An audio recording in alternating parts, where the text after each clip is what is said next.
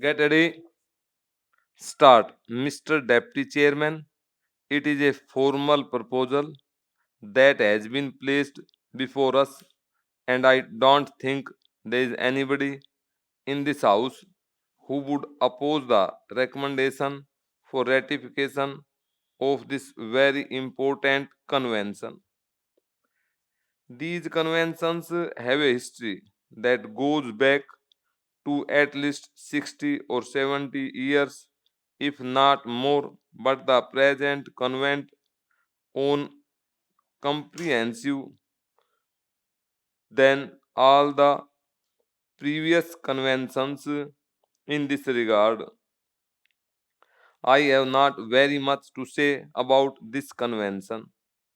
Dr. Srimali has explained the objectives of this convention and the benefits that would accrue from it. It is a very healthy sign of the times that despite occasional joltings, we do certain things that go to the cohesion of the various nation states of the world.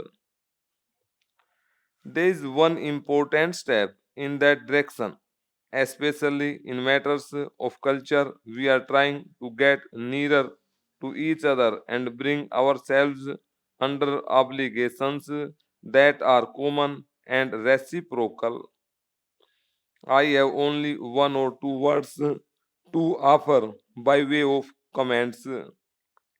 It is a pity that two important segments of the world are not yet signatories to this pact, the Soviet bloc and China, and so long as these two very important areas of the world do not come within this convention, we cannot expect the best out of it.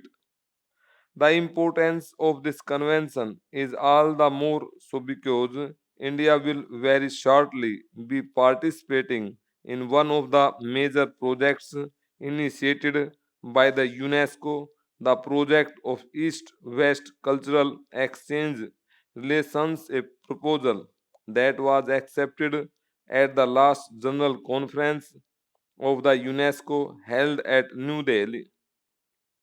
This program envisages that translations of some of the most important works from Asian and African countries will be exchanged with similar translations of works of Western origin for our mutual benefit. We are going to participate in the major project, and the convention will be a very useful safeguard in that respect. As years roll on, more and more Indian authors are being translated in various languages of the world, and these books are becoming more and more popular. It is only proper that our authors get the copyright protection in those countries that are contracting parties on the strength of this convention.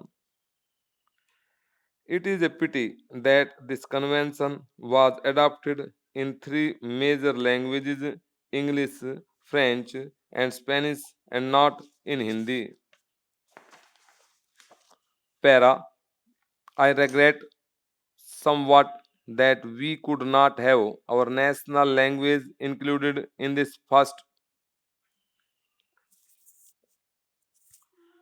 para. In fact, whenever the question comes up for recording and propagating international contracts, the claim of the Indian national language is not recognized. I do not know whether the case is not pressed or whether it just goes by default.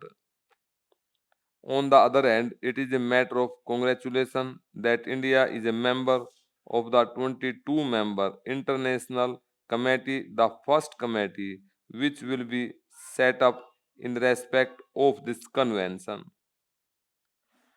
I agree with Dr. Srimali when he says that by and by some of the countries that are not yet signatories to this convention will eventually come within this convention and be signatories to this and also achieve the ratification that is necessary for the purpose.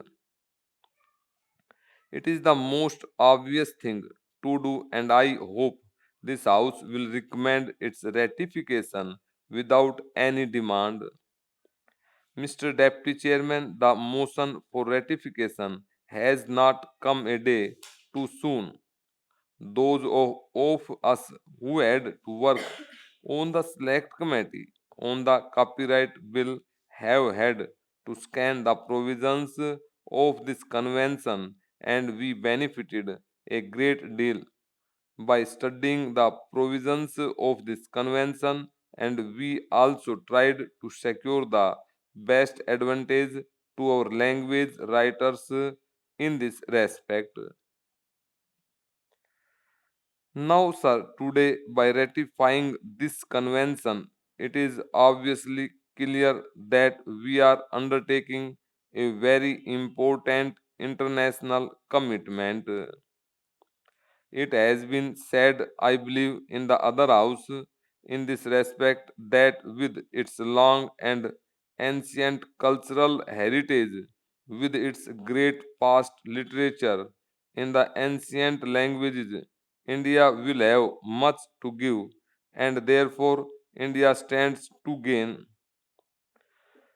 But, sir, one aspect of the thing which is not generally probably realized is that today the Indian languages are on the way of a very major development. We have accepted Hindi as our national language, the regional languages, as well as going to be developed in a very large way.